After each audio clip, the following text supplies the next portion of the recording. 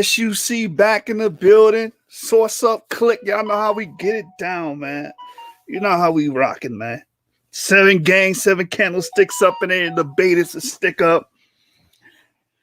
And we just giving them degrees of separation here on the channel. I know how we get down. We actually read the material. We actually disseminate the information. While these other people just pontificate and, wing it. We don't wing it over here. We actually read the source material and we extrapolate and derive our models, our hypothesis based on actual source material. That's why we got our name The Source, man. Shout out to everybody who support us. Shout out to everybody that believed in us, because we're here to stay and we're here to bring out the information, and we're going to grow. So if you're in the audience right now, hit that like button, subscribe to the YouTube channel, The Source Debate League, and shout out to all of my old followers from Genesis 49ers. Y'all already know how I get down. Y'all know I've been going in. I've been hitting these books heavy for a while. I love to read. I'm an avid reader. Anybody knows me knows that. That anyone that knows me from Facebook, I constantly refer to source material, unlike our competitors. You understand? So y'all see the title. We're going to be dealing with the Black Jews in Africa and the Americas by Tudor Parfitt. We're also doing Ida Brutus' book, and we will be covering chapter 6 and verse 7. I want to go ahead and get Tudor Parfitt's book out the way as well, for the simple fact that I own a digital book and I can just open up the book at will and go directly into it. With Ida Brutus' book, I have the physical copy, and I have to type in physically every line. I have to physically type in every highlight. With this one, this book is a lot more easier to do. So we're going to have fun with this one. And the drops are going to be quick. What's going on, CEO? Hey, man, what's going on, man? What part of the game is this, man? Where's the exercising being a crypto Jew, brother? What the hell's going on? I'm exercising being a crypto Jew. No, man. I own Tudor Parfitt's book digitally, so it's easier for me to do that, and I can just drop that information quickly. You know what I'm saying? Yeah. So we'll be reading it, but I want to open up with LP. Get your shine on. Hey, the panel was open all night. We were supposed to have Jihad do a show tonight, but he couldn't do it. His job had to call him in, so that's getting pushed back to tomorrow. So I was like, look, man, it's a whole day we ain't went live. Why not drop this? All right. So what's this one you dealing with here? Tudor Parfitt's book, The Black Jews in Africa and the Americas. You understand? If you stay, it's gonna be like you read it. If you stay here, I'm gonna just open the book. Okay. So this not the other book we doing. No, brother. I wouldn't do okay, I say, man, you going off, brother. I mean, you ain't hit me up enough, brother. What's going on, brother? Hey, I read chapter. I reread chapter 6 and 7. I've completed all my highlights. I just need to put them into the computer. But to hold everybody over, I'm going to go into the Tudor Parfitt's book, and every time that we're not able to do that show, I'm just going to continue Tudor Parfitt's book. That way, every day, I got something that I can come on the channel and provide with the people with content with, and it's showing that we actually read these books. These other brothers don't. Y'all dunces and dilettantes.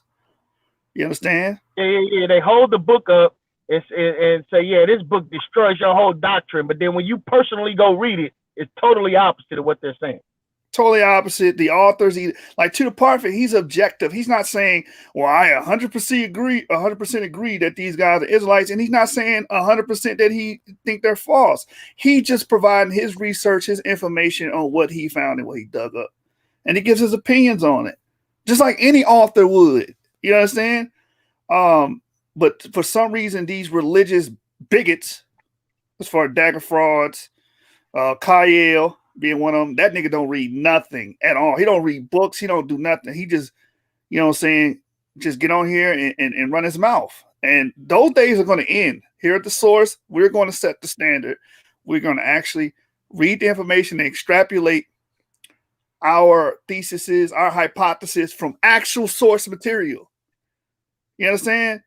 The days of y'all just getting on camera, blabbing off at the mouth is over. The rhetoric days is over, Jeremiah. These niggas can no longer do that. That's no longer going to be allowed. It's going to be a 5-yard penalty, automatic first down. If they do it. Hey, man, death to the rhetoric, man. Death to the rhetoric. Shout out to Chazak. He said, Shalom, kinfolk, nice scholarship. Yeah, that's what we're trying to do here. Trying to set the standard here, man. Follow the innovators, not the imitators. Shout out to Smack, URL Beasley and them. Because they set that model out. I believe we're going to follow that model, man. In the scholastic world. In the debate world. Look, we trying to rival the biggest debate on YouTube. These guys think it's small. We trying to be like Modern Day Debate League on YouTube. That's the biggest one. So we growing, we developing, and we doing our thing, man, over here. You know what I'm saying? Yeah, man. I want to before you kick out the video, I want to let the people know we're gonna be having a preliminary tomorrow, 5 p.m. Two brothers getting in the ring, debating over the lunar Sabbath. Right, lunar Sabbath debate preliminary tomorrow, 5 p.m. Man, we working over here, son. 5 p.m. February the 7th, 2021. That's right. That's right. Central Standard Time, 5 p.m. Central Standard Time. You understand? 6 Eastern. Right. So y'all come through, support the channel, hit the like button, subscribe to the Source Debate League, and we're gonna get in there. We're gonna continue to provide content every day. We're going to go live now. Every day. I don't care if I got to get up 4 o'clock in the morning. Let him go ahead and get the live in. We've been talking behind the scenes about incorporating Zoom so we can start getting more brothers involved with the live. And LP, if you watching, man, I'm looking at your channel, bro. Go ahead and link your channel with the source, and we're gonna get you some more exposure because you got a lot of great lessons that our people can glean from. And also, LP really like a slick little strength, bro. He really like a psychologist, because we as a people, we don't have no psychiatric help, or we think that's taboo. We need to have a lot of talks with people that can help us with our mental deficiencies and deficiencies, I mean. And I think that brother does a great job. But without further ado, we're gonna show our brother love. You know what I'm saying? We're gonna show our brother love, LP, with his song "Get Your Shine On."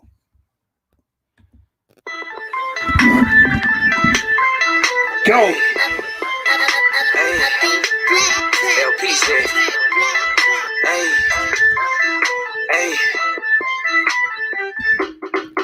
you are the light of the world, and you shining like a lightning. Did it for the world, what you do it for Christ. Get your shine on,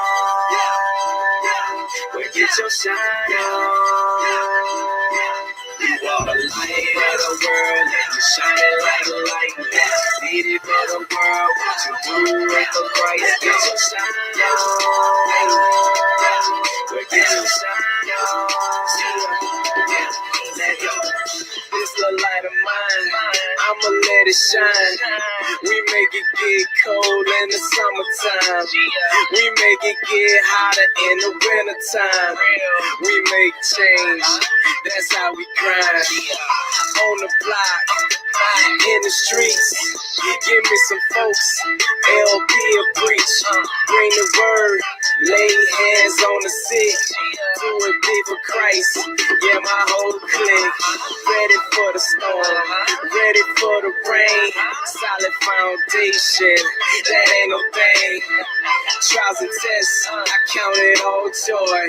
Better squint your eyes, high beams, boy. You shining like a light. Did it for the world, what you do it for Christ. Get your shine on, get your shine on.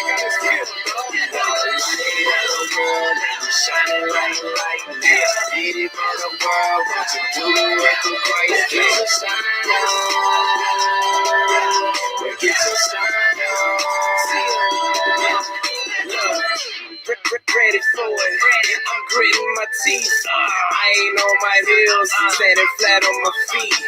Telling circumstances and my situations, it gotta get right. I got revelation. I understand who I am in Christ. Light of the world, shining through my life. Not just what I say, it's what I do. Spread the word of God like the swine flu. Let it build you up, get you above the rim. Get your spirit man strong like he in the gym. Then take it to the world and get your shine on. It don't matter what happened, I'm getting mine on. Light of the world, shining like a light. Did it for the world, what you do it for Christ. Get your shine on. Get your shine on. Shining like lights, beat it for the world. What you do it for Christ? Get your shine on. Get your shine on. OMG, your boy LP, going hard for the Lord. G-O-T, can you feel me? Nah, you can't feel me. I'ma give my testimony, Christ healed me. When the devil thought that he was gonna kill me, the lights came on and Christ, he revealed me. Showed me to the world, a city on a hill, made me real high, like I'm popping pills. I ain't on no drugs, always sober, and I'm ready for combat like an army soldier. Gotta get it right and do what I do, man, and do it real big like fam you, man. Shining like beat it for the world, what you do for Christ. Get your shine on, man. No matter what's going on in your life, what kind of trials, tests, whatever you want, you know what I'm saying? We want to do shit like, you know what I'm saying? Jesus said you can light the world for Christ. Get your shine on, man.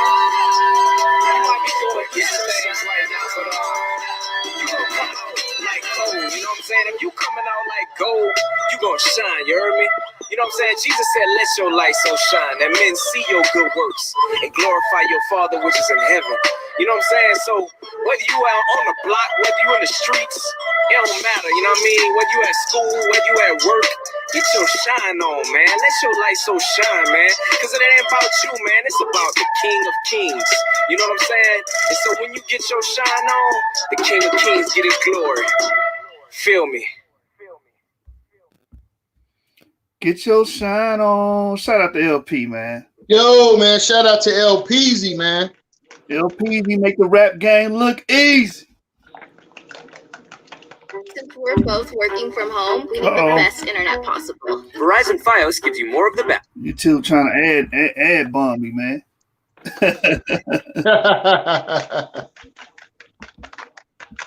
All right, man. Shout out to the family. Shalom, Eliezer. Shalom, brother. Shalom, Todd Mac. Brother, second Exodus. Shalom, brother. Shalom, Shazak. Shalom to the family, man. Y'all in for a good one. We're going to read Tudor Parfitt's book on the Black Jews in Africa and in the Americas. You know what I'm saying? Hey, man. Hey, let me ask you this. Is this Edith Bruder's mentor? Yes. Yep. Wow. Yep. So let's get right to it. As you can see, I own the book. Emphasis on owning the book. You can be talking about books and making these bold statements that don't even own the book. But as you can see, I own the digital through Google Play Books. I buy my books. Black Jews in Africa and the Americas by Tudor Parfitt, aka the British Indiana Jones, as Bruce D. Haynes, PhD, he puts it. All right, so page number 3, we can see the Harvard Unity Press or whatnot, who he dedicated it to, Olivia and Sebastian. And we're gonna get right to it. We start with the preface here. We don't just jump into the chapter. We start with the preface, like we did with Eda Brutus' book. So he gives his reasoning on why he wrote this book, what piqued his interest, why he dove into the topic about the black Jews, the black Jews and Africa in the Americas. So he states, I first encountered black Jews in any form, as far as I am aware, on November the 22nd, 1984, when I found myself on the Sudanese border with Ethiopia. I was then lecturer in modern Hebrew at the School of Oriental and African Studies. Hold on, before I finish this, how could I forget? I forget the Fair Use Act. Let me read that before I dive into this book. Don't want to get flagged. Fair Use Act for copyright.gov says, for fair use is a legal doctrine that promotes freedom of expression by permitting the unlicensed use of copyright protected works in certain circumstances. So this is what we're doing. We're using the Fair Use Act of 1976 that says that we can review information and provide commentary. And that's what we're doing tonight here on The Source. That is what's being employed. All right, so back to the work. So we read that he first encountered black Jews in 1984. He says, he reads on and says, I was then lecturer in the modern Hebrew at the School of Oriental and African Studies, and this encounter changed the direction my future interests would take. I had been sent to the Sudan by a London-based minority rights group at the particular instigation of David Kessler to look into accusations that the Ethiopian Jews, Falashas, or Beta Israel were being poisoned in the refugee camps along the border, which were full of mainly Christian Ethiopians fleeing the terrible famine of that year. On this day, I witnessed the arrival of a group of emaciated, ragged Beta Israel at the refugee camp known as Rekuba, and saw their bitter disappointment when it was explained to them that the poor makeshift camp was not as they imagined Jerusalem. These then were the first black Jews I had come across, although their status as Jews was still being hotly contested in Israel and everywhere elsewhere. To add commentary to this, the Beta Israel Ethiopian Jews were struggling for repatriation, the law of return. After 1948, the state of Israel came up with the law of return, and the Jews of the diaspora were given the right to come back to the land. And the Ethiopian Jews like, listen, we've been claiming to be Jews for thousands of years. We got that same right. You understand? The similar thing happened as well with the Ben Ami's camp and coming from Chicago. When they went, they felt like they had a right of passage, a right to return to the land of Israel, and that was hotly contested. Because again, let's just face it, modern Judaism is inundated with colorism and racism.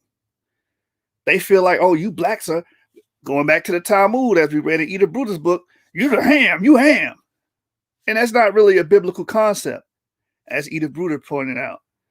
That was a concept that came later, post-biblical. Well, back into the writing, he says, later in that day, I glimpsed the first stages of the Israeli attempt to save thousands of these impoverished and desperate people from famine and persecution. A few months later, having just written a book on this event, Operation Moses, I was invited to the University of the Witwatersrand to give a paper on the Ethiopian Jews.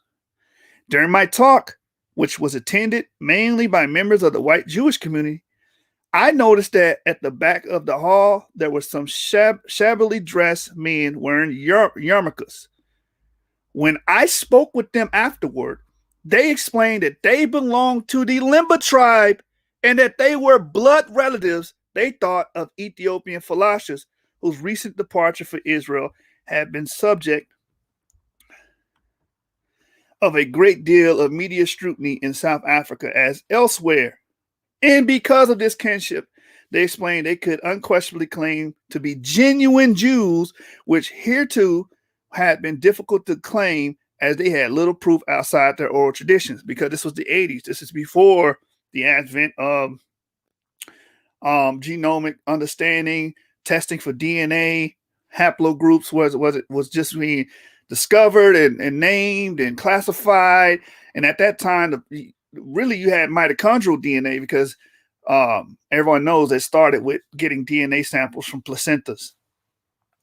So all they did have was oral traditions at that time. Now we know today the Limba have been vindicated through DNA because they had those J haplogroups. And how I look at that is those J haplogroups had a represent an amalgam during the time that they were actually in Israel, mixing with other nations, because the scriptures say that's what we were doing.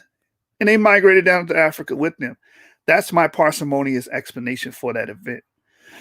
Further ado, let's just get back into it. It says, I was intrigued to see that the emaciated and desperate people I had seen in Sudan the previous years were now acting as a legitimating model, as a proof community for others.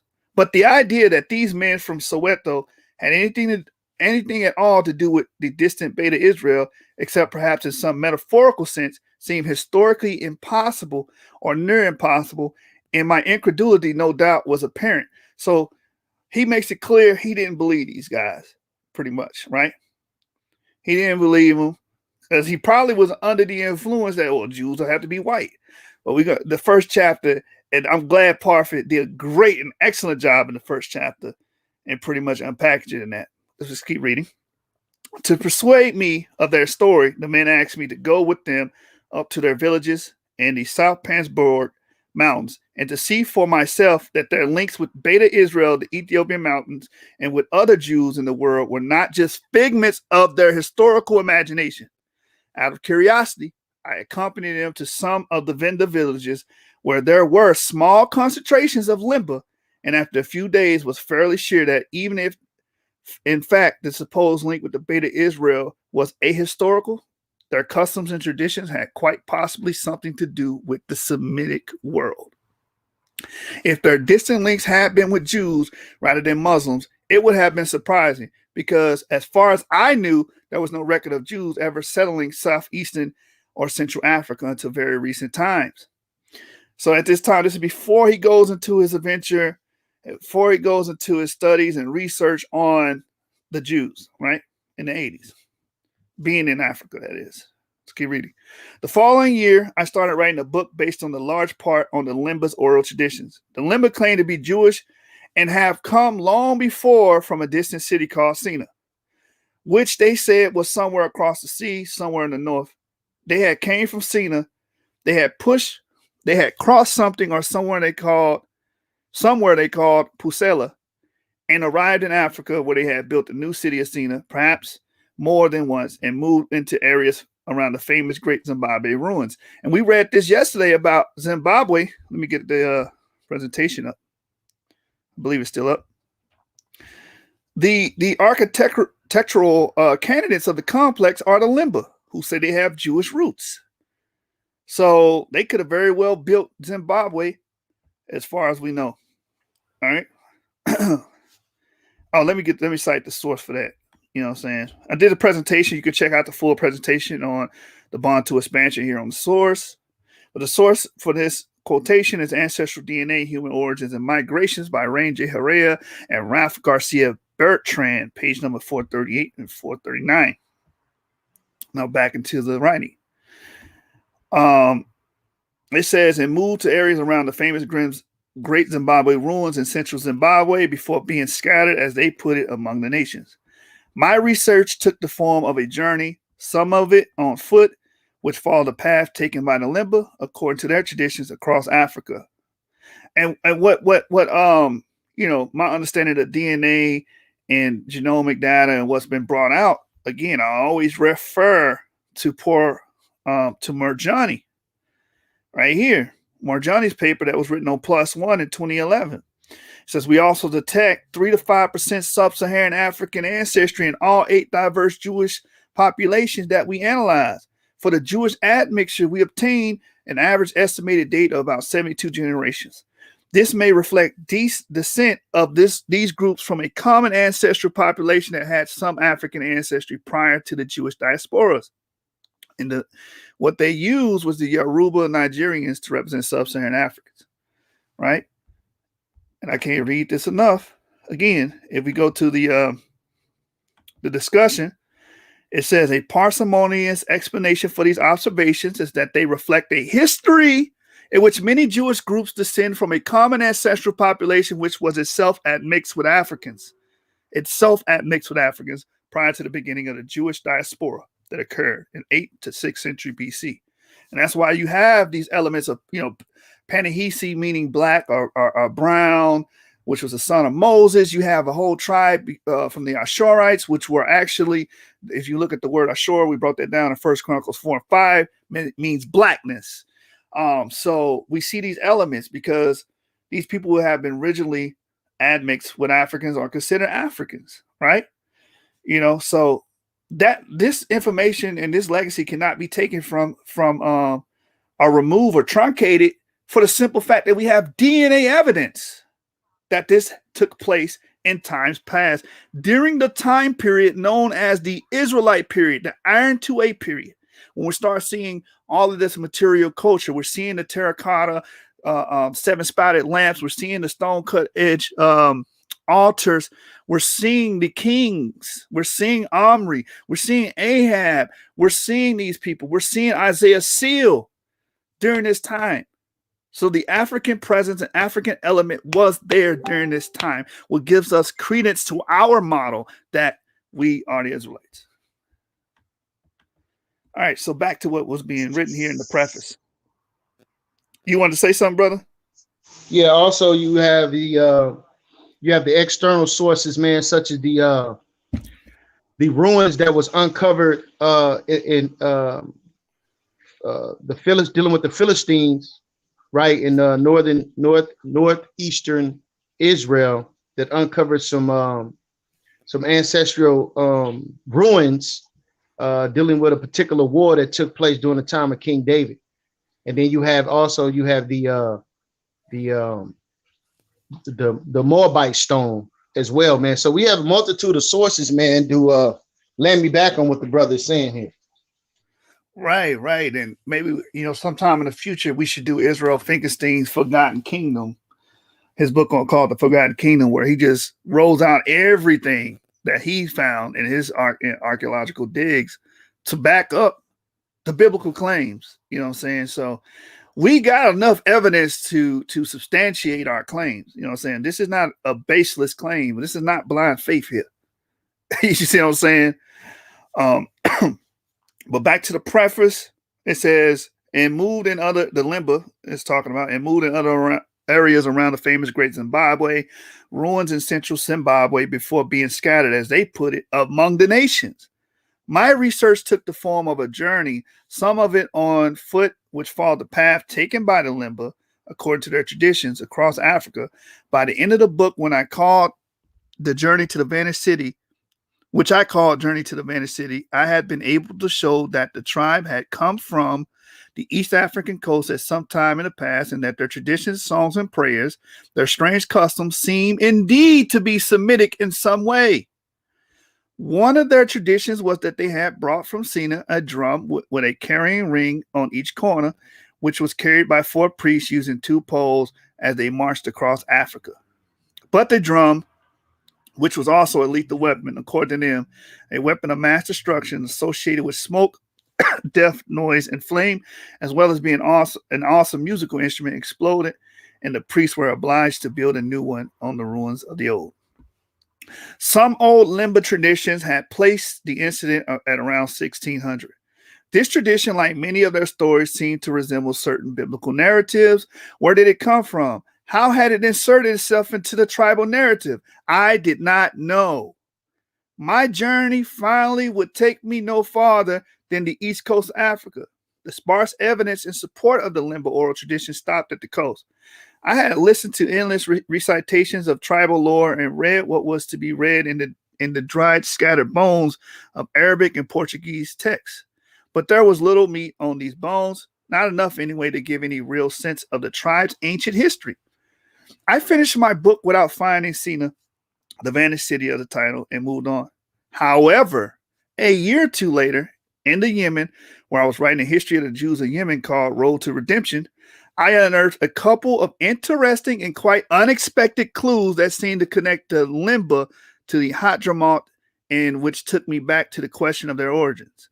And it was at this point, and rather out of frustration, that I turned to genetics, which Demarque will be treated toward the end of this book.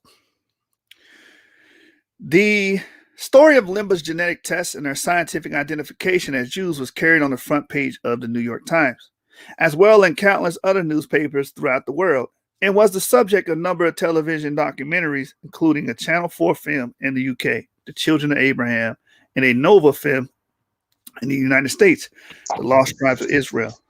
Why he didn't make mention of the History Channel, brother?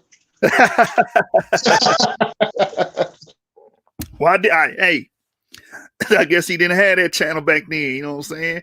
You remember we back growing up, we had them 3 or 4 channels. You know what I'm saying? He didn't have the cable package.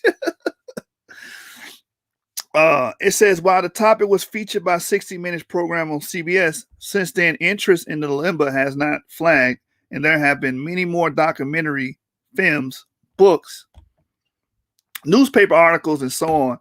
Similarly, the exodus of the Ethiopian Jews to Israel several years before had been attended by massive worldwide publicity, and the study of the community had gathered an impressive bibliography. Both issues were considered to be incredibly intentionally newsworthy. Why did these stories generate such media interest? Was it because the stories were about Jews, or because they were about blacks, or both?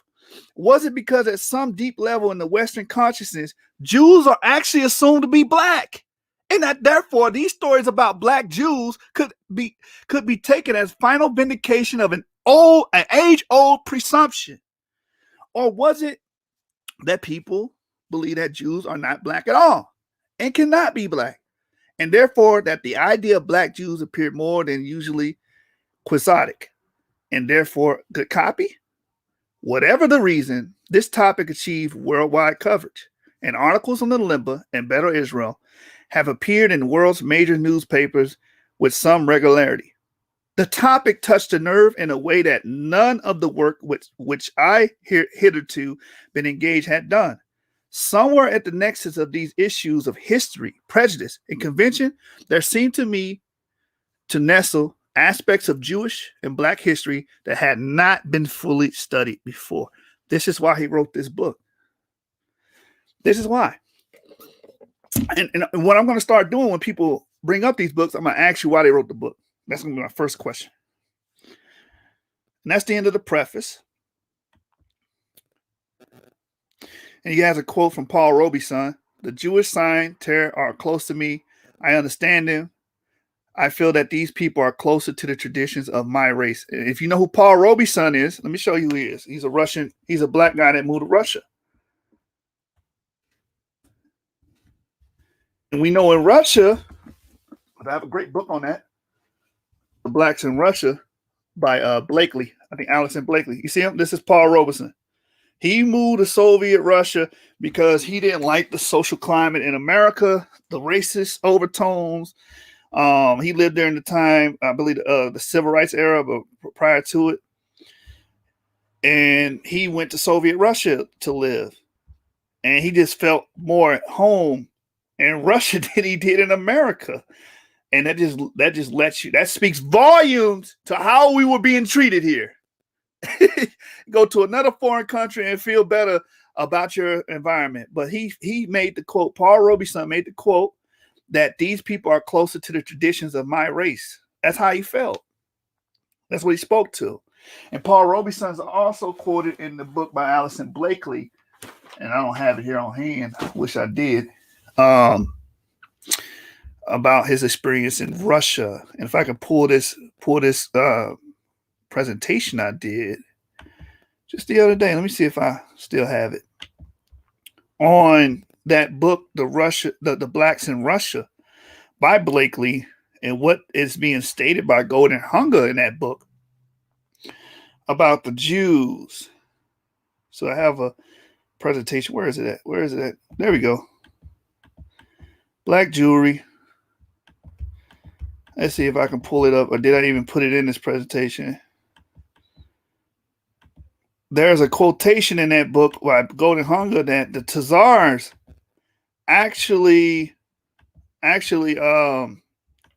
cited that the Jews were Negroes. The Arabs and the Jews were commonly referred to as Negroes in Russia. And then it talks about the Mason. I guess it's not in this one. Let me get my other presentation up. They talk about the leader of Prince Hall Masonry being also a black Jew. You understand? Yeah, man, I'll bring it up later. Paul Robeson. I brought it up in prior videos. So let's get to chapter 1. The color of the Jews. And this is going to make a lot of people upset because in their mind, Jews can't be black. You know, if it says anything about Jews being black, then there's some kind of esoteric meaning to it. It's only metaphorical and it doesn't mean physical or literal.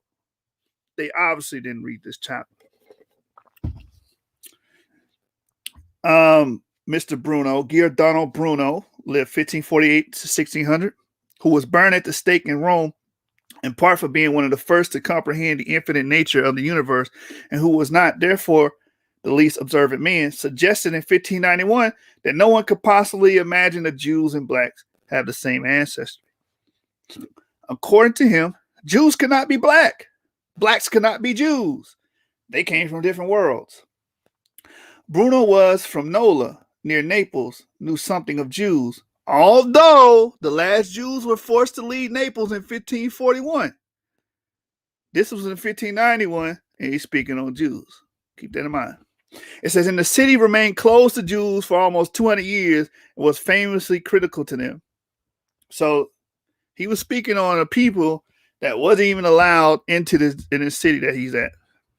He said he must also have had familiarity with blacks, as in the late 15th century, 83% of the large slave population in Naples were Africans.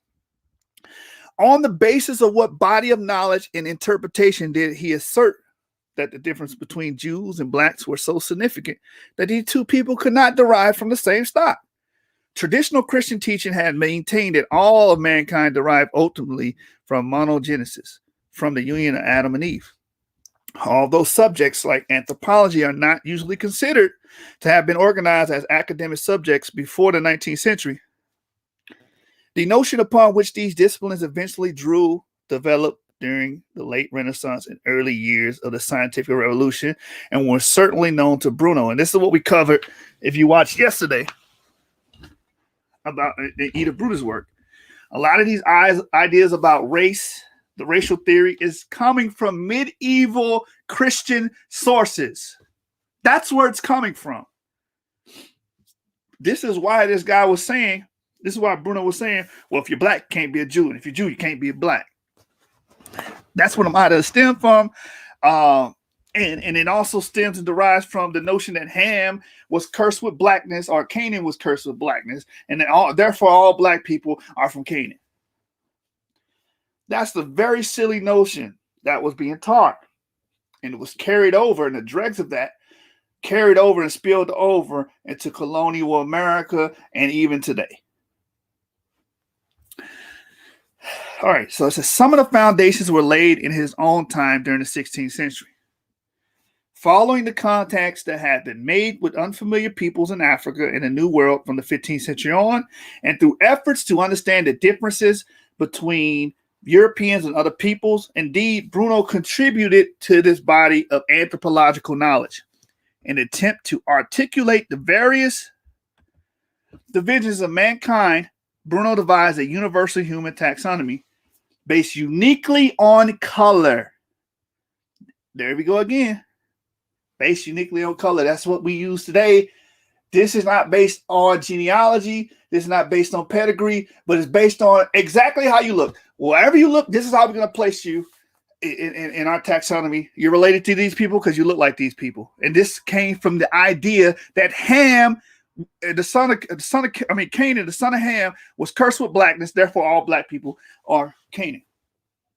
And they can't be related to anybody else. Jews were not black.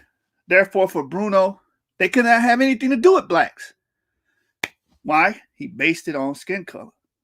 It says, following the Swiss medical writer Paracelsus from 1493 to 1541, he turned his back on the Christian idea of monogenesis and came to a heretical conclusion that either God created more than one Adam, or that alternatively, Africans were descendants of some pre-Adamite race. Thus, his effort at a classification which made a distinction between Jew and black based on color forced him toward the theory of polygenesis. It was one of the first statements of racial theory, which came to dominate the world in the period after the Enlightenment, when the Bible finally began to lose its stronghold on Western understandings of the world. Had Bruno known a little more about Judaism, he might have realized that anything black could, in theory, convert to Judaism, thus making a color classification between a Jew and a black nonsense. It is true, according to Libro de las Leyes, later called the Siete Partidas of Alfonso X of Castile, from 1252 to 1284, Jews were forbidden to convert slaves to Judaism, even if the slave in question was a Moor. However, the fact that under this legislation, any slave having been so converted would be freed would have acted as a powerful incentive for any slave to adopt the religion of his or her Jewish master if he or she were given half a chance. So he's bringing out, okay, what's silly about his notion is, because he's talking about religious Jews, he's not talking about descendants, that a black person could theoretically convert into Jews. And that did happen in times past. And then he also brings out that there was a law that Jews were forbidden to actually convert slaves to Judaism. And he reads on, Bruno also might possibly have known that from the Jewish side, Jewish law, halakha, specifically enjoins Jews to convert their slaves, black or white, to Judaism. And had been better informed yet, he might have known that a contemporary of his, Egyptian rabbi, usually known by the acronym Radbaz, Rabbi David ben Solomon ibn Abi Zimri, had declared that a black Ago-speaking tribe from the mountains of Ethiopia, known as the Beta Israel or Falasha, were indeed Jews, black Jews. In the thinking of the time, the perceived typologies of Jews and blacks were not dissimilar.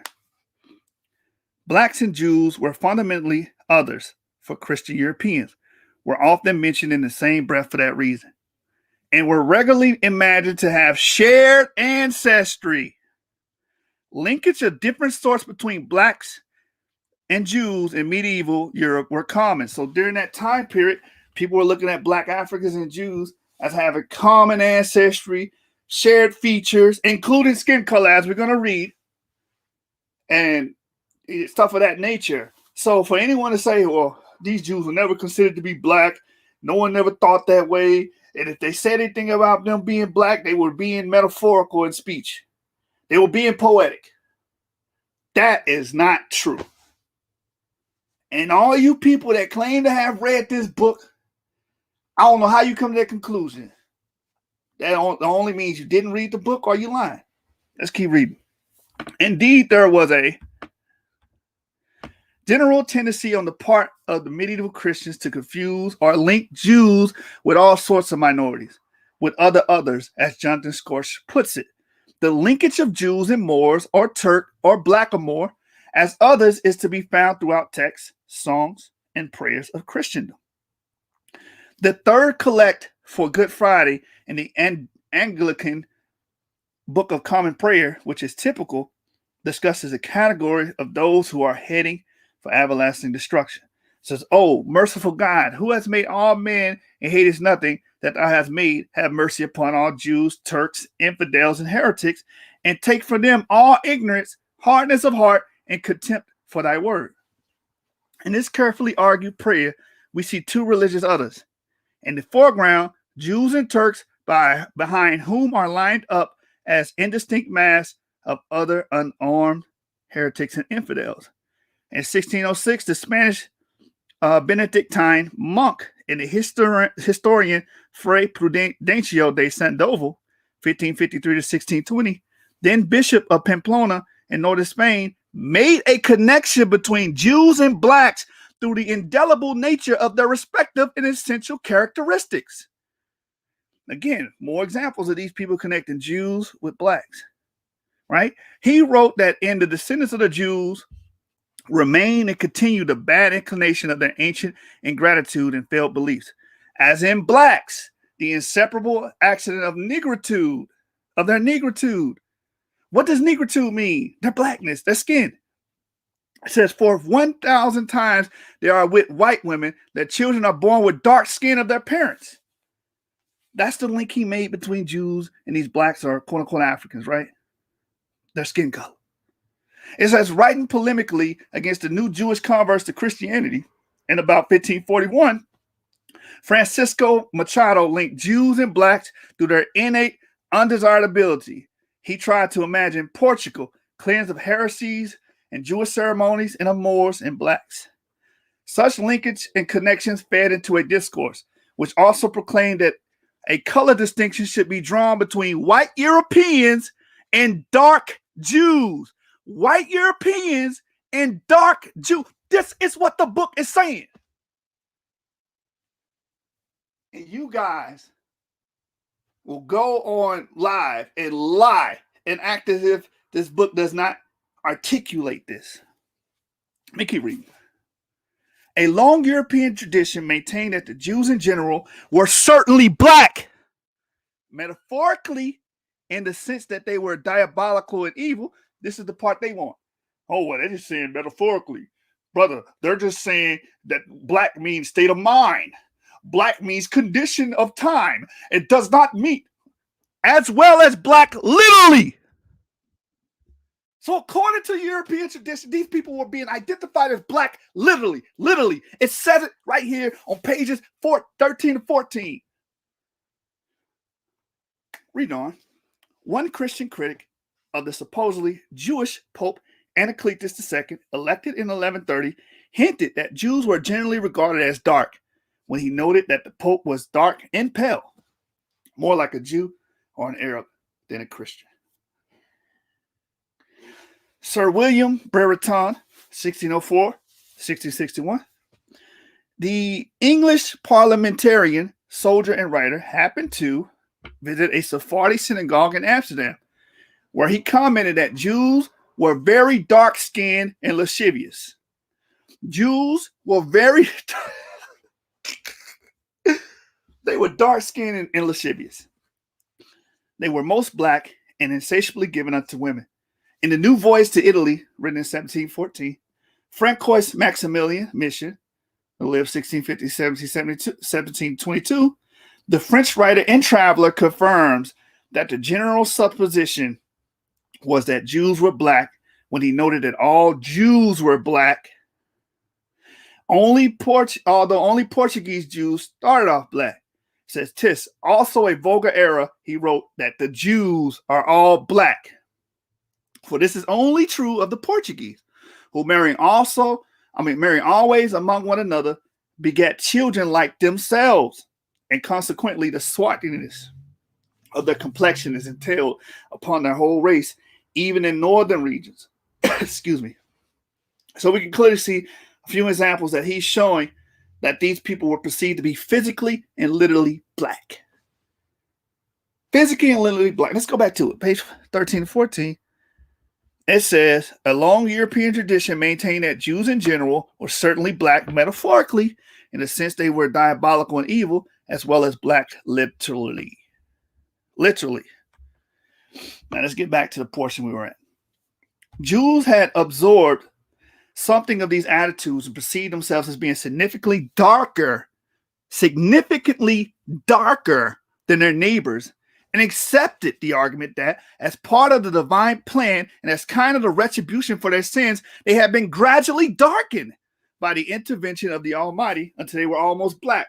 So they were trying to explain why they were black, why they were dark, because again, in medieval Christendom, they tied being black with sin, evil, as we read in Edith Bruder's book. So if you converted to Christianity, you're absorbing this ideology. You're like, well, damn, I'm black. Did I do something wrong? My family do something?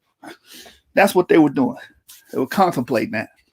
I said, this was the position of Isaac ben Judah Abravanel, 1437 to 1508, the Portuguese Jewish statesman, exegete, and financier, who observed that once long ago the Jews had been light-skinned, as the mission maintains, and we know the mission says the Jews had skin like boxwood, which will make them brown. I have skin like boxwood.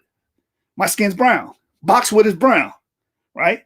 It says, but they had grown dark as part of the punishment of exile. That's what was being taught. This would mean they were dark skinned. That's the point. The 13th century polemical text of Rabbi Yosef ben Nathan, Art Fitzgerald, sought to rebuke Christian charges that Jews were dark and unattractive. Why the text reads, are the majority of Gentiles white and attractive, while the majority of the Jews are black and ugly? Majority of the Jews are black and ugly. Majority of the Jews are black and ugly. This is direct attestation. Man, source up or shut up. The writer explained this through an analogy of ripening fruit, plums and sloes. He argued are white at the start and become dark when they are ripe, whereas fruit like apples or apricots, which are red at the start with, finish up white and shriveled. This is seen as meaning that Jews who have no contact with the red of menstrual blood at the moment of their conception, as Jews refrain from sexual intercourse during the menstrual period, will finish up black. Will finish up black. Will finish up black. It's getting redundant at this point. Whereas Christians who do not avoid the red of menstrual blood during sexual intercourse will finish up white like apples. So again, they were trying to explain the color difference. Howbeit silly, but it still shows and proves that these people were seen as being black. It says, the same thought is expressed in the contemporary Sefer Yosef HaMakanah, which boasts that we Jews are from a clean and white seed, therefore our faces are black. But you are from a red seed of ministration, therefore your visages are pale and red. This is contrast, saying we're black, you're pale and red. A stark contrast from each other. These Jews were looking at each other as blacks. It's that simple. The idea that Jews were blacks persisted until the 19th century. Robert Knox, 1791 to 1862, the controversial surgeon and anatomist and conservator of the College Museum, Edinburgh, in the mid-19th century, commented on the African character of the Jew, his muzzle-shaped mouth and face removing him from other races. The general look of the Jew was considered to be like that of the black. The contour of the convex, the eyes long and fine, the outer angles running toward the temples, the brow and nose apt to form the single convex line, and the whole physiognomy, when swarthy, that means black, dark skin, as often it is, has an African look. 19th century physical anthropologists in general assumed that Jews had a close racial, that is, blood connection with blacks. The general consensus of the ethnological literature of the late 19th century was that the Jews were black, or at least swarthy. The Jews were black, the Jews were black, the Jews were black, or at least swarthy. One such explained the predominant mouth of some Jews being the result of the presence of black blood, and that brown skin, thick lips, and prognatheticisms were typical of Jews. Brown skin! Again, I have brown skin. Many quote-unquote Africans have brown skin. This is not talking about pale people. This is talking about people that are melanated. And this look was typical of Jews. This is what it says. This is what the book is saying. Verbatim. One of the key physical indicators of race was the nose. For the encyclopedists, all deviant noses were put together. The blacks, the Hottentots, and the various peoples of Asia, such as the Jews. In the sense of appearance of Jews and blacks was constructed in a similar way, was simply because both Jews and blacks were pariahs and outsiders. And in the racialized mind of Europe, this shared status implied that Jews and blacks had a shared look and a shared black color. Black color. Right there. Page 15 and 16. They had a shared look and a black color. Shared black color. In some cases, Jews were considered black because they were of mixed African Judaic race. On the occasion of blackness or darkness of the skin of the African, like the Jew, on the occasion the blackness or darkness of the skin of the African, like the Jew, was perceived as being not only due to inheritance, but also the effect of diseases such as syphilis. So not only that they were saying they were black, they were saying, well, this could be a result of disease, right?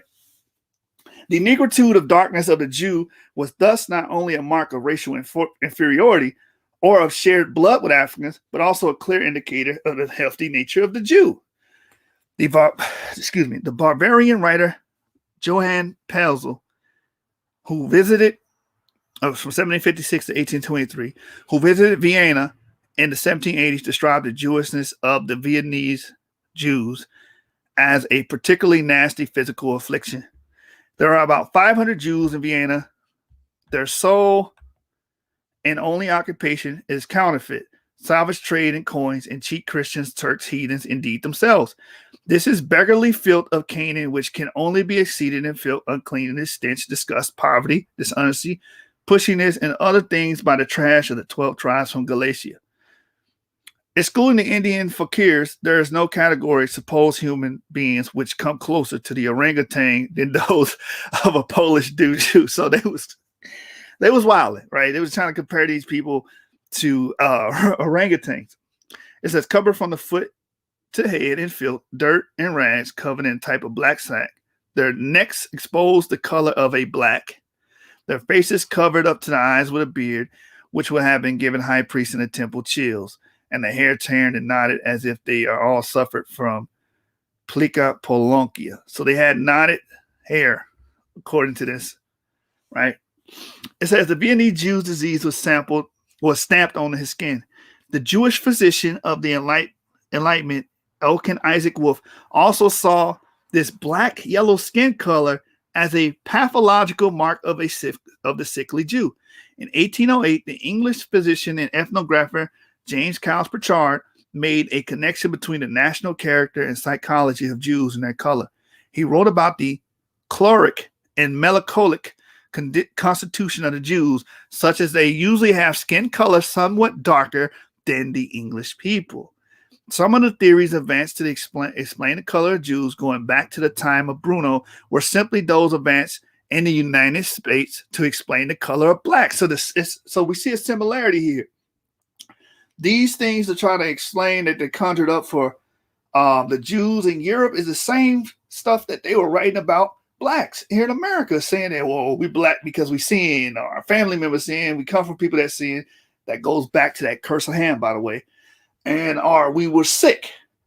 That comes from some kind of disease. It's the same language, same speech on both sides of both hemispheres. It says one explanation was that blackness or darkness of the skin, as in the case of Jews, was sickness.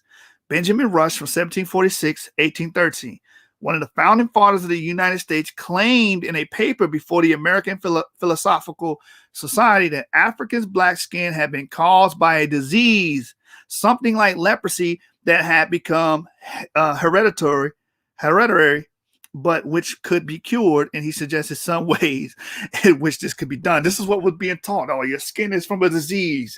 You are black because of a disease. And what's so funny about this is the Boondocks showed this. Y'all remember Uncle Ruckus? Uncle Ruckus in the television series The Boondocks, he would say that he had revitiligo, which I started off white, I got this disease. It started off as a black patch on my skin and eventually covered my whole body. This was actually being taught. We laugh at that on the Boondocks. Oh, that's so funny. Oh, he's so crazy. He just want to be white. But this was actually being pushed and taught. It says all races, according to the ethnology of the period, were described as ugly or beautiful. In Europe, for hundreds of years, being black, Jewish, sickly, and ugly became almost coterminous. Coterminous means the same or similar. So we look up that word right here. And again, we are using the Fair Use Act to review and add commentary to Mr. Tudor Parfitt's book, Dr. Tudor Parfitt's book. So if we go to coterminous, right? Coterminous. Coterminous. So coterminous, it means having the same boundaries or extent in space, time, or meaning. So when you see the word coterminous, it denotes having the same meaning. So again, in Europe, for hundreds of years, being black, you see that? Being black, Jewish, sickly, and ugly became almost coterminous. So all these terms was having the same meaning. To be Jew means to be black. To be black means to be Jew. And they were also then internalize that and say, well, if you're black and you're Jew, then you're sick and you're ugly. You see that? It says black Africans, particularly the Hottentots, as the famous and appalling case of Sarah Bartman, the so-called Hottentot Venus shows, became the paradigm of the extreme other and the ugly race, a sort of missing link between true humanity and the orangutan. Where do we see people being called orangutans again? Right here, describing the Polish Jews, supposed human beings which come closer to the orangutan than the Polish Jew. Then we see the same language being carried out and spoken of about these Hottentots, or these black Southern Africans, right?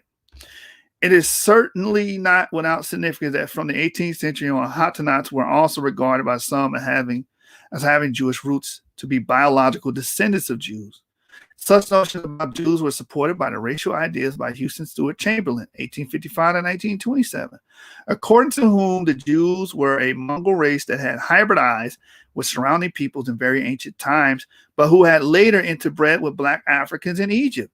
The first point is thus settled, wrote Chamberlain. The Israelite people is descended from crossing of different human types. And I believe, was it Dr. Ben? This was one of his arguments. J.A. Rogers as well. Shout out to all the brothers that came from the Caribbean. Marcus Garvey, J.A. Rogers. I think Du Bois even came from the Caribbean. And you know, it's what's Ida Bruder points out in her book. A lot of these people that will come up with these Jewish ideas and implementing them in African Americans were coming from the Caribbeans. And we know the Caribbean island has a Jewish past, Sephardian past, where you have all these Jews that were blood descendants that were black, right? We read about the Euro-African Jews coming over and their children being darker and darker. But that's for another lesson, right? And I've done plenty presentations studying that and bringing that up. Other brothers have done presentations on that as well. But it says the Israelite people is descended from a crossing of different human types. You know, if you go to Egypt, we were Egypt for 400 some odd years, and we mixed with people there. Before then, Judah. If you go with the Canaan thesis, Judah's wife was from Canaan. Pharaoh, I believe Pharaoh was born of Tamar. I don't know if Tamar was a Canaanite. Tamar may have been a Canaanite, but Joseph's children were born by an Egyptian woman, Potiphar, right?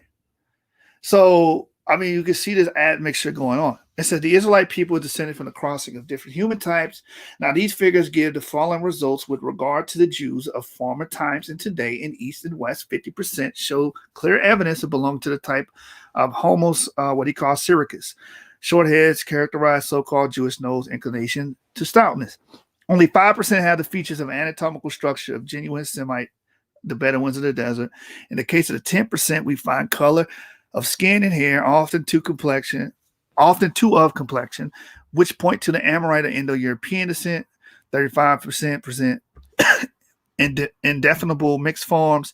The chief result of the anatomical survey is that the Jewish race is a true permanent, but at the same time a Mongol race which always retains a Mongol character.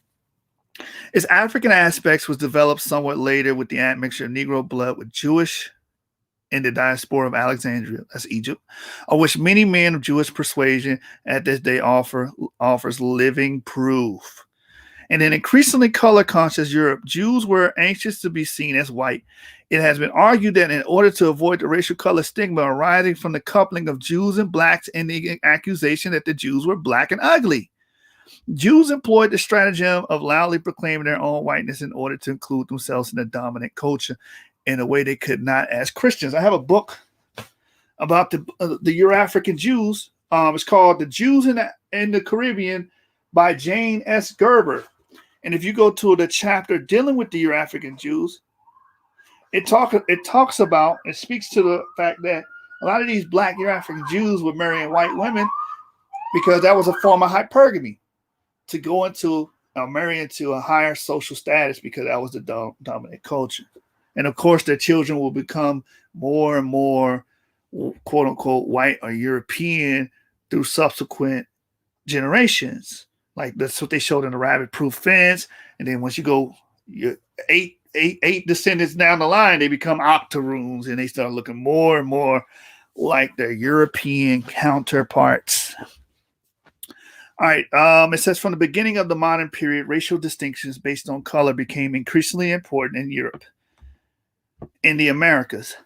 Such considerations led the Jews of Amsterdam, for instance, increasingly and deliberately to distance themselves from black servants. Similarly, black Jews, possibly converted slaves. So people will pause here. Oh, he said converted. He says possibly, right? And no one's neglecting that there were slaves that were converted to Judaism. That's a fact. It says, we're no longer permitted to read from the Torah in the synagogue or to be buried in Jewish cemeteries. In Amsterdam, many Jews maintain African slaves, in some cases followed the prescriptions of the halakha to call on Jewish owners of slaves to urge them to convert to Judaism.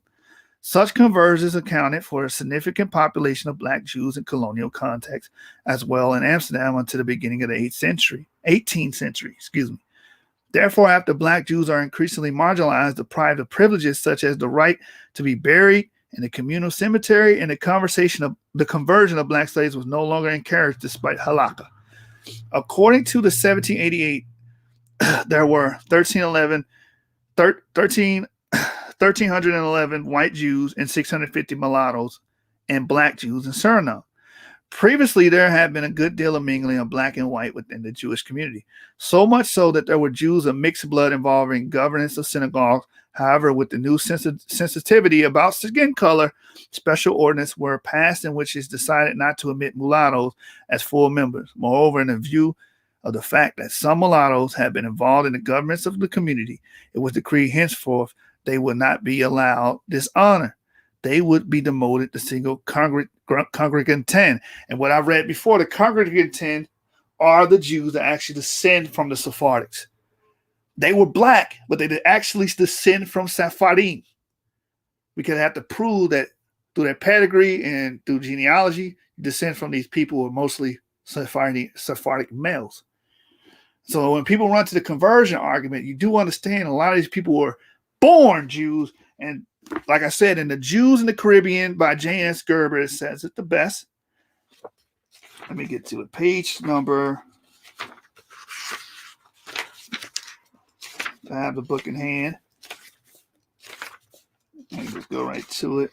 Right here, page number 192, it says, since your African Jews were increasingly not converts, but rather born Jews, often the progeny of a Euro-African Jewish mother and an unnamed father. For all these reasons, we can do better consider the conversion ritual as just one, and probably not the most central component of Jewishness and Jewish belonging among the Euro-African Jews. All right, that's page 192. So a lot of these people were born Jews, not converted.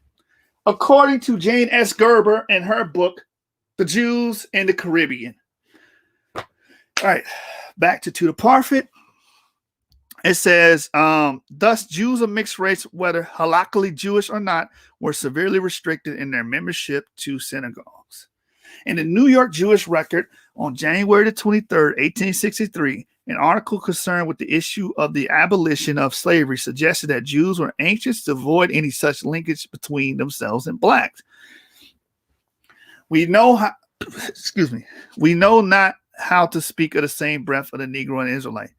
The very names have startlingly opposite sounds, one representing all that is debased and inferior in the hopeless barbarity and hedonism of 6,000 years. So again, these were most likely Ashkenazic Jews didn't want to be associated with Negroes because the image and the reputation of the Negro in America.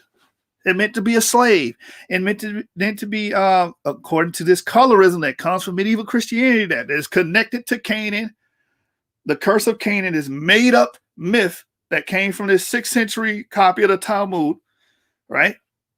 Reverberated in America. It says the days when Jehovah conferred on our fathers the glorious equality which led the Eternal to converse with them and allow them to enjoy the communion of angels. Thus the abandoned fanatics insult the choice of God himself in endeavoring to reverse the inferiority which he stamped on the Africans to make him the compeer and even in bondage of his chosen people. There is no parallel between such races. Humanity from pole to pole would scout such a comparison. The Hebrew was originally free, and the character of his liberty was inspired by his creator. Now, what's the irony of this writing in this paper? If you read the Bible, from Israel's inception, they were slaves. Even in the book of Jeremiah, let me get it. I think it's Jeremiah 2. If you go to Jeremiah 2, it states this. Let me see. Let me just put it away. I think it's 2 and 14. We go to Jeremiah 2 and 14, and it says, "Is Israel a servant, a slave by birth? Why then has he become a plunder?" So that's what it says. And then I believe the King James Version says, "Is Israel a servant, a homeborn slave?" Because when you open the Bible, Israel gets in its inception as being slaves in Egypt. That's how the narrative begins. You understand? It came in 70 souls, and then at some point a Pharaoh rose that did not know Joseph and enslaved these people. And then we go from there. You had a small period of the judges and a small period of the kings, and then you go right into slavery again with the Assyrians. Then the what was it? The Persians or the Babylonians? The Babylonians, then the Persians and Medes, then the Greeks, and then the Romans. Your whole history is inundated with slavery.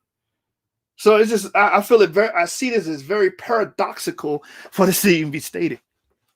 It said the Negro was never free, and his bondage in Africa was simply duplicated in the milder form when he was imported here.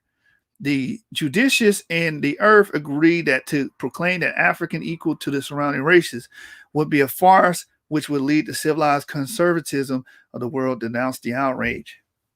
The vehement protest against linkage between blacks and Jews availed little.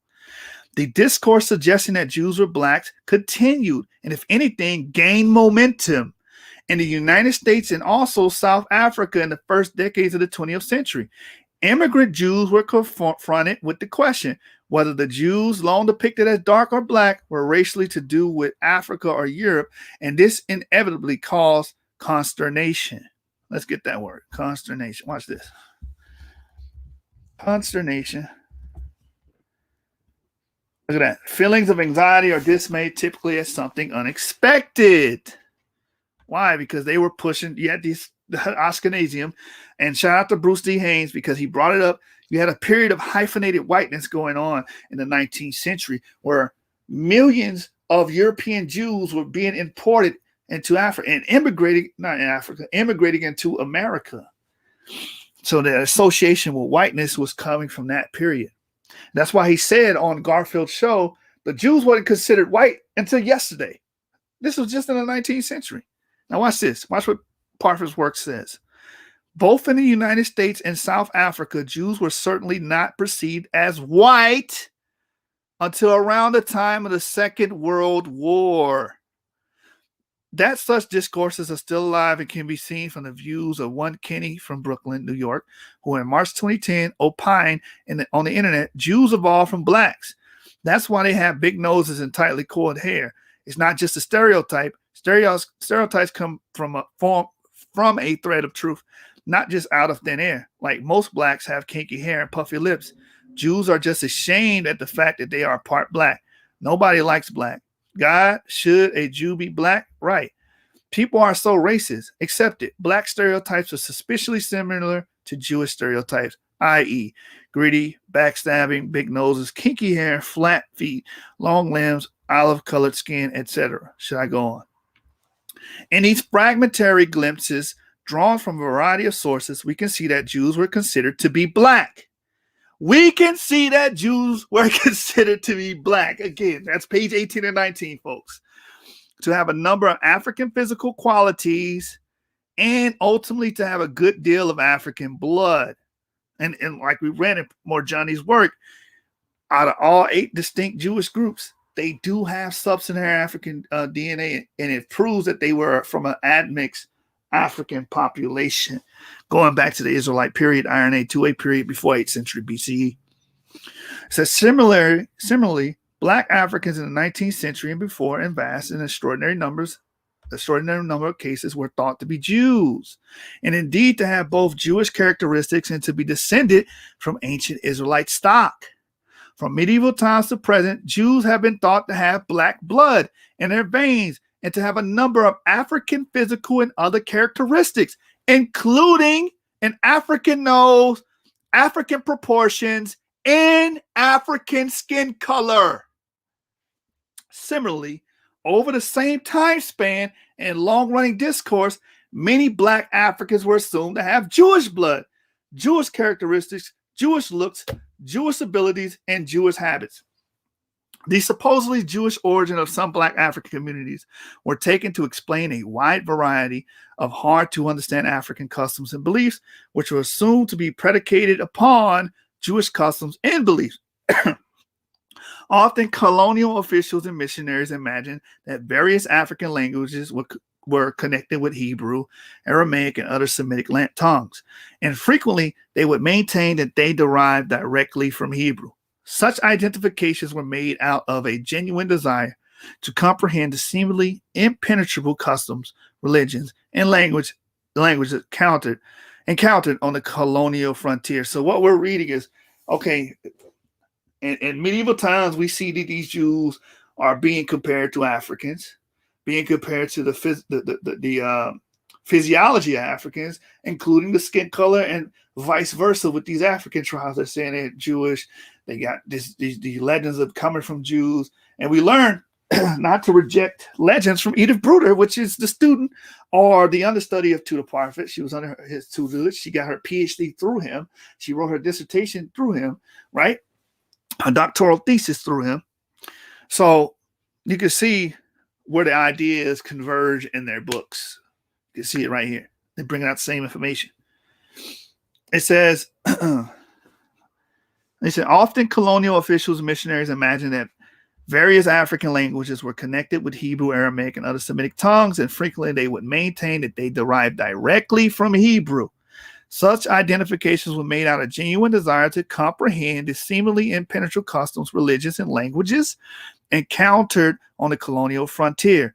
Ethnographers, missionaries, colonial civil servants, and travelers time and time again maintain that African tribes, including the Xhosa, Maasai, Yoruba, Shona, Igbo, Zulus, Hottentots, Tutsis, Ashanti, and many more practiced Jewish customs, spoke partially Jewish languages, and were of Jewish biological origin of the seed of Abraham. This was one of the developments that has fed into the creation of the worldwide phenomenon of Black Judaism. Today, there are millions of Black Jews, Israelites, or Hebrews, most of them at least partially Christian in Africa, Europe, and in the Americas, who practice some aspects of Judaism or have some kind of Israelite Jewish Hebrew identity, and who in most cases believe they are descended from ancient Hebrews. Whereas there were many reasons for this. The deeply held conviction that Jews were black or dark, and that Jews and blacks had the same blood, no doubt played a predominant role. And I believe that's the end of the chapter. The next episode, I will be covering chapter 2, the lost tribes of Israel and Africa. 9 chapters in total, so you're going to get 9 episodes out of this. And with that, I'm going to conclude that portion. Let's go check the comments out. We actually read books here at the source. We actually read books here. Shout out to the source, man. Hit that like button. Hit that like button. Yeah, man. Hit that like button. Subscribe to the YouTube channel. Let's see what you guys are saying. Shout out to Eleazar. Shout out to Mikael. Shout out to Mikael, man. What's going on, brother? I pray you guys had a good Sabbath. Malakala, Yahala. Excuse me if I butcher your name. Acts 8:22 says, and he arose and went and behold a man in Ethiopia, a eunuch of great authority under Candace, queen of Ethiopia. Yeah, we brought that up because for this man to come from Ethiopia and to worship in Jerusalem, he had to be a Jew because he understood the customs and traditions and understood that he had to come to Jerusalem for those festivities. You understand? So he had to be a Jew. And that was before you can make the argument about Peter going to the Gentile and then Paul being the minister to the Gentiles. That was before that period. I believe that's Acts 8. So this had to be a Jew because they were only accepting Jews because Peter said it verbatim that he did not sit down with anybody that wasn't a Jew, right? In the book of Acts 10, I think it's Acts chapter 10 with Cornelius. So this man had to be a Jew or considered to be a Jew. Zephaniah 3:10 is another good one, brother. Malachiala.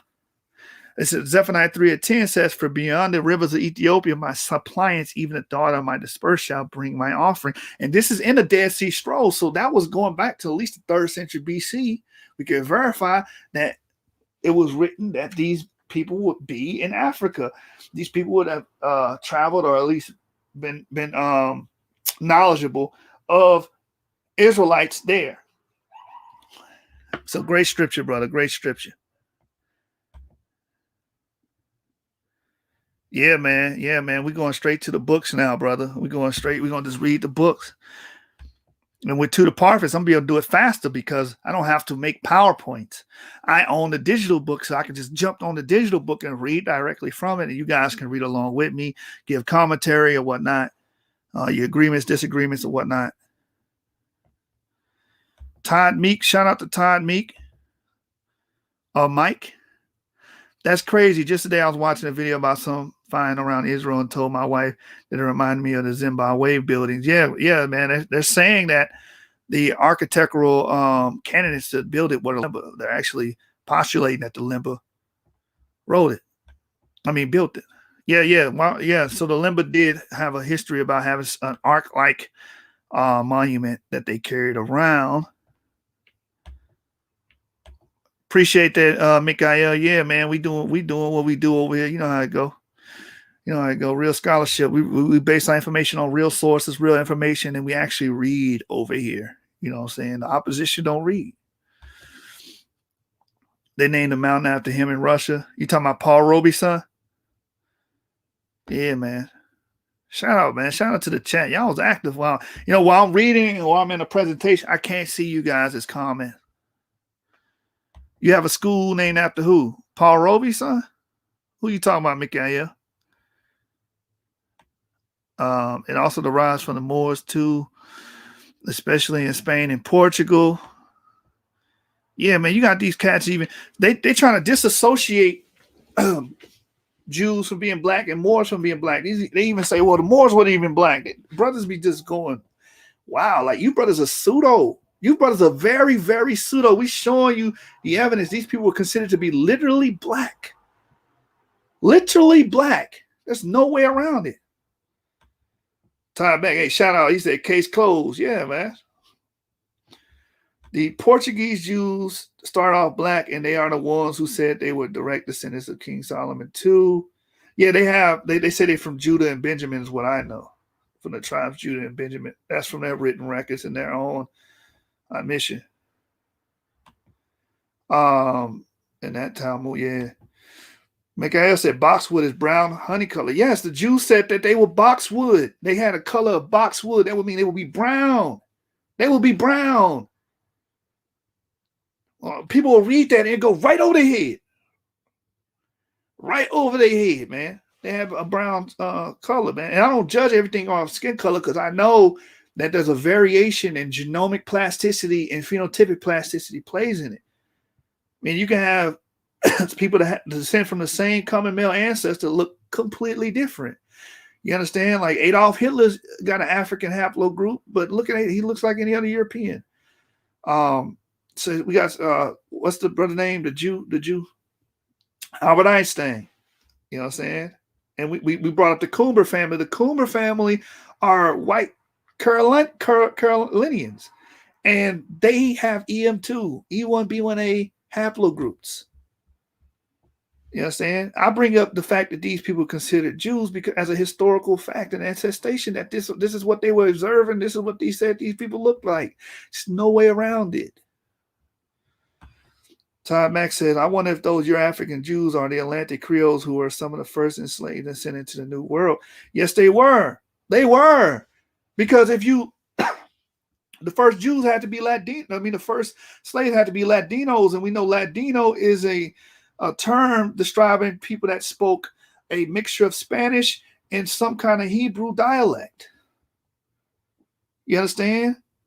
They didn't want the Bozales to be the first people coming over there. They wanted Latinos. You understand? And that's history. This brother says, Todd Mick, we are still black Portuguese Judeans. And that's like, if you look at these people that was pushing these narratives, they were coming from the Caribbean. Marcus Garvey, we're going to bring out what he said in Eda Bruce's book. He was like, well, all Africans are of Hebrew. I don't agree with that, but the point that he was coming from that angle should tell you something. I think Rabbi Wentworth or Josiah Ford that came from the Caribbean. One of them came from the Caribbean. The other one came from West Africa. The one that came from the Caribbean, like I said, it's like you see these people coming from the Caribbean with these ideas, and we know the Caribbean was heavily inundated with these black Sephardim, these Euro-African Jews. Let's see. Time Max says, yeah, praise be to the Most High.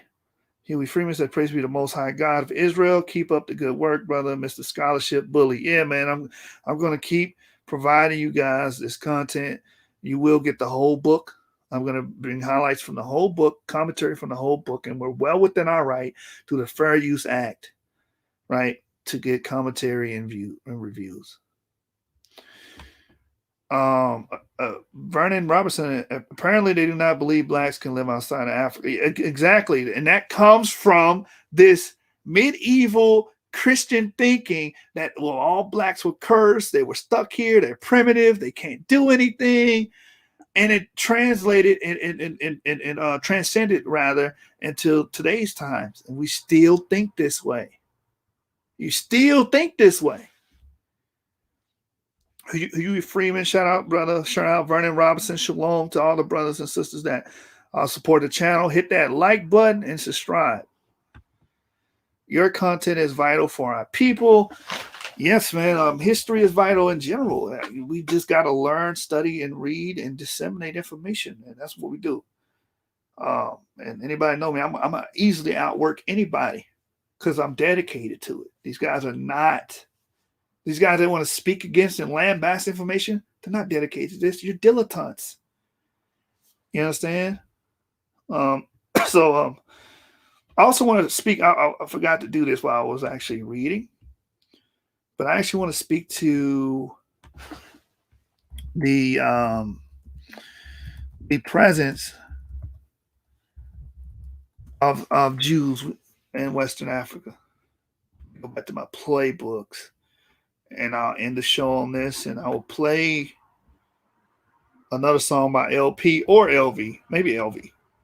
Should we close with LV? I think it'd be good if we play with we close with LV. I get a song from that brother. Where's the book I want to? Yeah, there we go. The Jews of North Africa by Sarah Taib Carlene. All right, I want to go to the first chapter. Oh, let me share my screen so you brothers can see what I'm actually looking at, and I'm going to end it on this one. Share entire screen. Remove this comment so you guys can actually see it. All right, so back to the book. Let's go to Tunisia preface. No, I don't want the preface.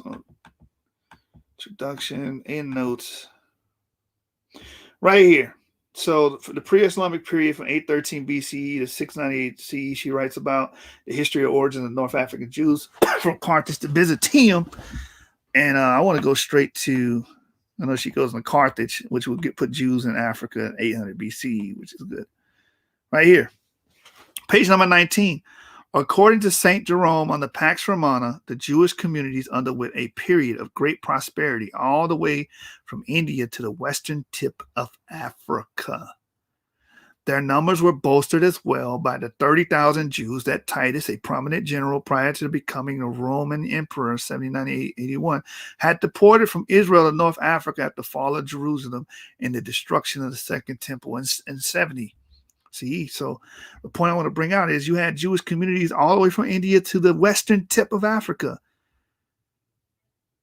And this is, and St. Jerome lived around the 4th century CE, but he's reporting things that were going on prior. All right. It says, by this time, there were scattered all over North Africa a large number of Jewish communities who had taken refuge there, who, according to Josephus, had been enslaved and subsequently redeemed by their co-religionists. Excuse me. The Jews built synagogues and elected leaders who strove to endow the community with a strong and efficient foundation. This chain of events occurred once again following Bar Kokhba's insurrection from 132 to 135.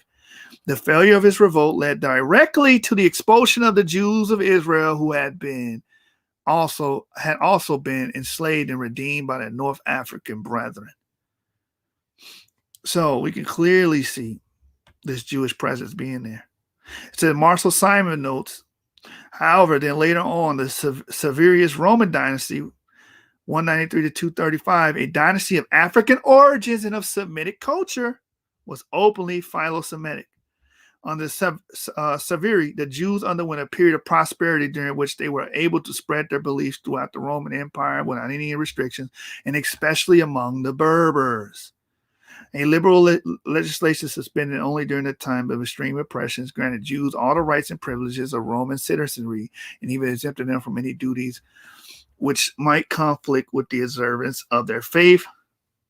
Moreover, the Jews were encouraged to engage in commerce, which, according to Lopez, was regarded as the base occupation unworthy of gentlemen, though not really unbecoming for commoners who would be unable to find a more dignified means of support. All right, so we see this evidence that Jews inundated Africa from all the way to the western tip of Africa, and thanks to the Severian family, right, that took over Rome in 193, they were able to have a few years, about 40, 50 years of prosperity and able to grow again. Let me go back to the Dido, Queen Dido portion. The origins of North African Jews from Carthage to Byzantium. Nowadays, North Africa is known especially for its climate, its beaches, and its tourist sites of particular interest on the ruins of the Greco-Roman Empire, a period during which the Jews witnessed the spread of Christianity under Emperor Constantine. Among the great preachers, thinkers, and Christian philosophers of North African origin, we'll cite Inter alia St. Augustine, Tertullian, and St. Jerome.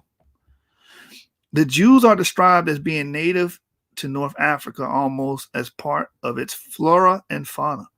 Ever since historians and archaeologists started to write on this region with regards to the foundation of Carthage in 813 BCE by Dido, Queen of Phoenicians. However, it's also possible that Jews had settled North Africa prior to this date. As we know, King Solomon, who reigned from 973 to 936 BCE, had excellent economic relations with the king of Tyre, Hiram, who reigned from 969 to 935 BCE. Indeed, one can read in the Bible. And it came to pass at the end of 20 years when Solomon had built 2 houses, the house of the Lord and the king houses, Hiram, the king of Tyre, had furnished Solomon with cedar trees and fir trees and with gold, according to all his desire, that the king Solomon gave Hiram 20 cities in the land of Galilee. And King Solomon made a navy of ships in Ezion Gibber, and Hiram sent in the navy his servants, shipmen that had knowledge of the sea, with the servants of Solomon. So we see Israelites and Phoenicians intermixing and going out and doing trade, maritime trade. And they came to Ophir and fetched from thence gold 420 talents and brought it to King Solomon. Marshall Simon, one of the principal sources of information about Jewish communities of pre-Islamic North Africa, surmises that although it is difficult to pinpoint exactly when Jews first settled in the region, it's also certain that there were Jews during the Phoenician Empire, or even before, and certainly before the Romans, i.e. before 146 BCE. Hirschberg presumes that North African Jewry possibly goes back to the time when Tyrians and Sidonites settled on the African coast. So we can see that the Jews, the Israelites, have a long history in Africa. A long history in Africa. Going back to the time of Solomon, going back to the time of Queen Dido of Carthage. All right. I felt the need to leave that nugget with you guys. Let's see. Timex says, I bet there's a whole lot of info on the Strolls that are still in Mali. Yes, there are. The Fundacati library, man. I wish I could visit there and have someone translate for me. You know, that's on my bucket list. That's got to be on my bucket list. All right, brothers, we're gonna close out the video. Hour and a half makes it rewatchable. Yeah, I like to keep it in that sweet spot. Let's see. I want me to close out with LV Europa. And I think we should show our Firehouse brothers some love. Let's close out with LV Europa. If I can get YouTube to act right, man. Appreciate you guys. Hit that like button, man. Hit the like button. Show us some love. Look, the like button don't cost you nothing. The like button don't cost you no money. You ain't got to spend no money. All you got to do is click that button, click that notification bell, and subscribe to the channel, man. And like, share, and subscribe. Share if you love our content and you want our content to constantly grow, you have to share our videos. You have to share them. And so more people can know about it. You understand? Like, we had a restaurant. The only way we're going to grow, the only way we're going to be successful if we have more people coming into the restaurant. It's just common sense. So help us grow. Help us help you. The more growth we get, the more I can, the more people we can reach, the better. All right. So let me see if I can get LV Europa. I appreciate you, brothers and sisters, taking the time out to actually come and learn with us, But I think this video will do. Yo. All right, let's show our brother LV Europa some love and end the show with his music, man. Brother's a very talented brother, and he gets all the love and respect over here. LV Europa.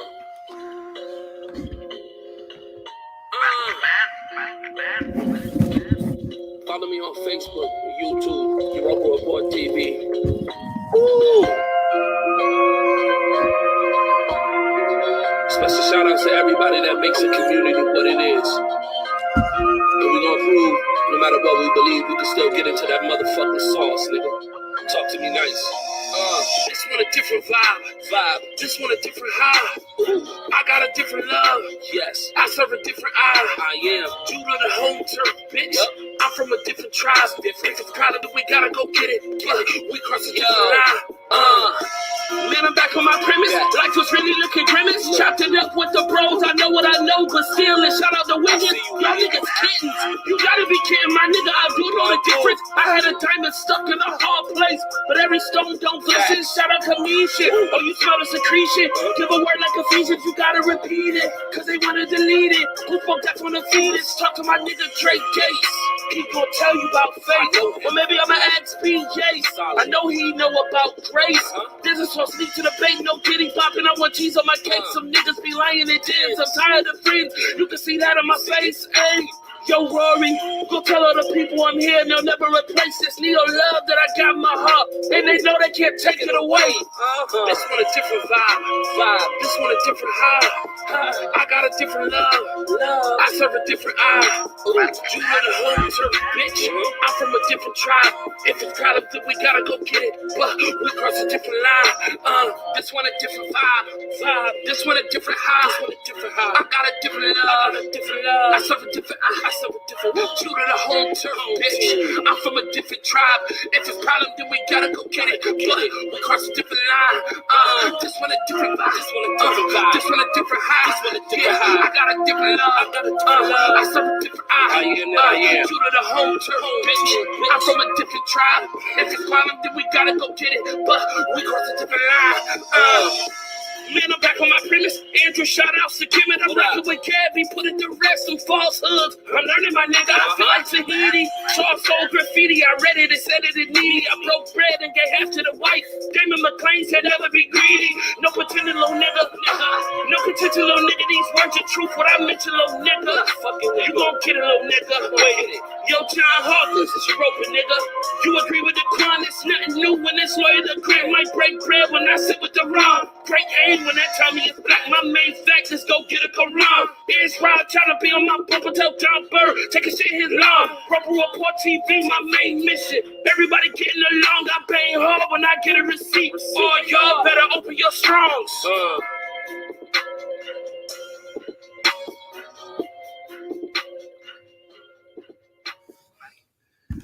Yep.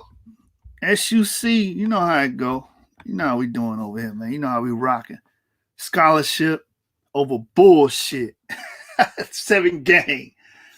Told y'all that we clipped up. You know that I'm gripped up. 7 candlesticks up. And I've been telling you niggas, it ain't a debate. It's a stick up. Gang.